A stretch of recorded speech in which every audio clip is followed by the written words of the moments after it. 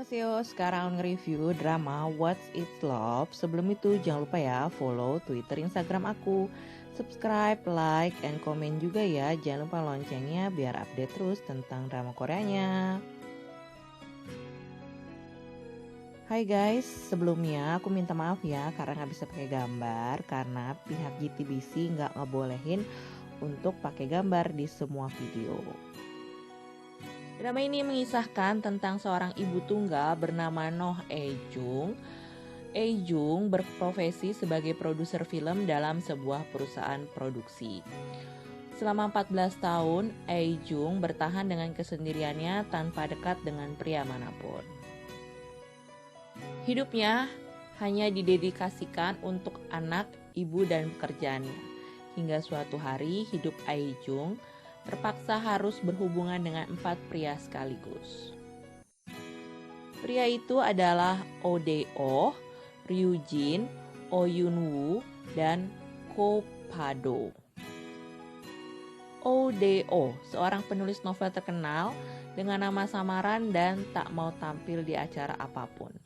Ia dianggap sebagai penulis misterius dalam kehidupannya. Ia memiliki kepribadian yang kurang menyenangkan untuk Ae-jung. Ryu Jin, seorang aktor ternama yang tampan dan akan go internasional untuk bermain di film Hollywood.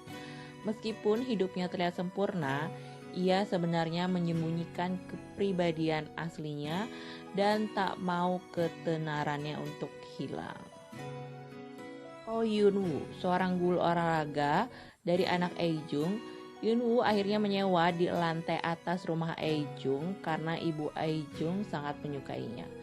Yoon-woo memiliki kenangan yang sangat memalukan dengan Ae-jung, tapi menjadi kenangan manis untuknya. Ko Pa-do, ia adalah seorang investor film untuk film Ae-jung. Tuan Ko ternyata seorang mafia tampan dengan wajah yang sangat menyeramkan.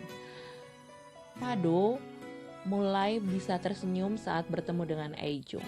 Bahkan ia percaya pada Ae-jung akan mengembalikan semua hutang bosnya terdahulu. Ae-jung yang dikelilingi oleh 4 pria membuat Hani, sang anak, penasaran dan ingin mencari tahu siapa ayah kandungnya. Ia pun mencoba mencari informasi ayah kandungnya dengan kotak kenangan saat ibunya masih kuliah. Jadi siapakah ayah kandung dari Hani? Apakah ia berhasil menemukan sang ayah dan membuat hidup ibunya berubah karena harus menanggung semua perbuatan ayahnya? Lalu siapa pria yang berhasil merebut hati Ae-jung yang selama ini tak pernah jatuh cinta selama 14 tahun? Komentar gue sama drama ini, akhirnya Song Ji-ho main drama lagi ya. Dia tuh emang pinter banget namanya acting dan emang pantas banget sih jadi ace-nya di Running Man gitu ya. Dan gue nonton ini karena emang suka sama actingnya Ji-ho, dan di sini dia jadi karakternya ibu beranak satu. Tapi emang akhir-akhir ini dia tuh dikasih peran yang emang udah nikah ya. Dan ini lawan mainnya si Ujun, ia termasuk pria yang pendek dibandingkan tiga pria lainnya. Dan menurut gue aktingnya memang lebih berkembang. Jadi cowok yang sombong gitu tapi sebenarnya perhatian. Waktu sebelumnya kan sama Jang Nara juga bagus juga sih aktingnya. Dan gue juga baru tahu setelah nonton Knowing Brothers, kalau ternyata yang jadi Tuan Ko Pa-do itu adalah kakak iparnya Ji-dragon. Dan aslinya tuh dia lucu banget, beda sama wajahnya yang garang. Terus yang jadi anaknya nih ya, bener-bener aktingnya tuh pol banget. Pemilihan karakternya buat dia tuh masuk banget ke dalam jati diri si anak. Dan yang gue suka tuh waktu dia marah-marah sama si Song Ji-ho karena dibohongin sama ibunya, itu tuh pas banget aktingnya. Menurut gue karakternya Song Ji-ho itu cerminan dari ibu-ibu zaman sekarang ya. Mereka tuh lebih suka cari uang demi sang anak dibandingkan untuk menikah lagi dan membangun rumah tangga. Jadi yang gue lihat sih seperti itu. Jadi ibu single parents itu ada baik dan ada buruknya. Untungnya lagi, Song Ji Ho itu ketemu sama namanya Nyonya Park di drama ini, yang ternyata dia tuh sifat aslinya tuh baik banget dan tidak sombong juga ya walaupun kaya. Menurut gue drama ini sosok Ji Ho ini kayak ngasih tahu ke orang-orang, walaupun jadi ibu tunggal, asal kita mau berusaha dan selalu berpikir positif, kalian pasti menjalaninya bisa melalui semuanya.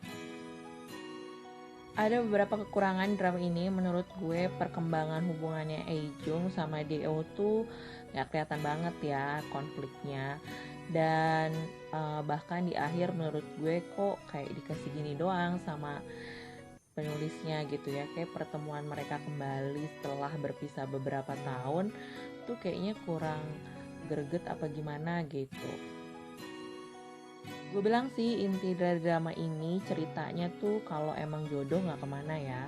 Walaupun lo udah terpisah berapa belas tahun, tapi tetap balik lagi walaupun lo tuh udah pindah ke negara manapun juga. Ya namanya jodoh pasti balik lagi. Ada yang gue suka juga dari drama ini yaitu sikapnya Ryu Jin sama Arin yang patut dicontoh ya di dunia nyata. Jadi mereka tuh suka sama orang, terus karena orangnya suka sama yang lainnya, tapi mereka nggak akan dendam dan ngambil milik orang lain. Yang ada mereka berjalan mundur perlahan dan akhirnya menemukan cinta sejatinya. Oh ya, ini pesan juga buat pasangannya Ryujin sama Arin, kalau dari benci bisa jadi cinta dan akhirnya mereka tuh bisa bersatu. Karena si Arin tuh termasuk cewek yang agresif juga karena dia ngasih kode duluan sama Ryujin supaya bisa menjalin hubungan. Dan Tuan Ko di sini juga walaupun seram, ternyata dia melihat sosok lain juga yang bikin hatinya sedikit bergetar ya. Jadi Tuan Ko tuh dapat jodoh di sini. Yang gak gue tahu nasibnya dari drama ini adalah gue bingung sama si Tuan Wang. Atasannya Song Ji Ho di perusahaan itu kemana dia ya setelah bawa kabur uang Jung buat judi, nggak ditangkap sama polisi apa gimana, nggak ada kelanjutannya di drama ini. Simpulannya dari drama ini, cita-cita tuh bisa diraih walaupun umur lo tuh udah tua atau lo udah punya anak, tapi karena ada dorongan dari orang lain juga, akhirnya lo bisa meraih cita-cita itu. Jung tanpa dukungan dari Tuan Ko dan kawan-kawan, dia tuh gak akan bikin film yang sukses dan akhirnya bisa balik modal juga sih buat Tuan Ko. Oh ya, satu lagi di drama ini tuh kayak ngasih lihat gimana kejamnya netizen Korea ya. Jadi kalau benci, mereka tuh bisa datang ke rumah dan melakukan satu hal yang aneh.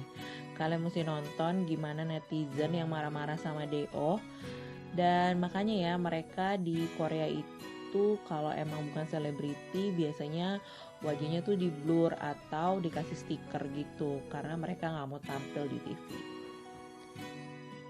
Di drama ini kalian juga akan bisa ngeliat gimana artis-artis Korea bertahan hidup dan menjaga image mereka sebagai seorang artis.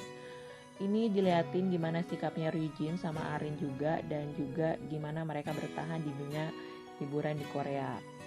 Dan di sini ceritain juga gimana Do bertahan hidup setelah mengalami hujatan dan juga kesalahpahamannya, gimana juga dia memulai karir lagi untuk menulis.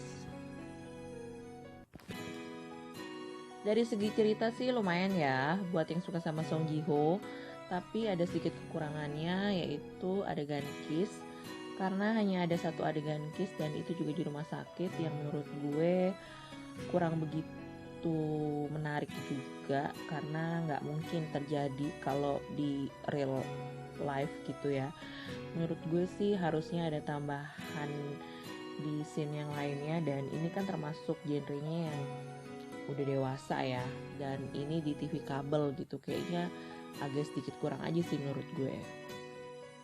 Oke guys, sekian bahasan gue tentang drama What's It Love. Semoga kalian suka ya. Sampai jumpa di review drama selanjutnya. Annyeonghaseyo, kamsahamnida.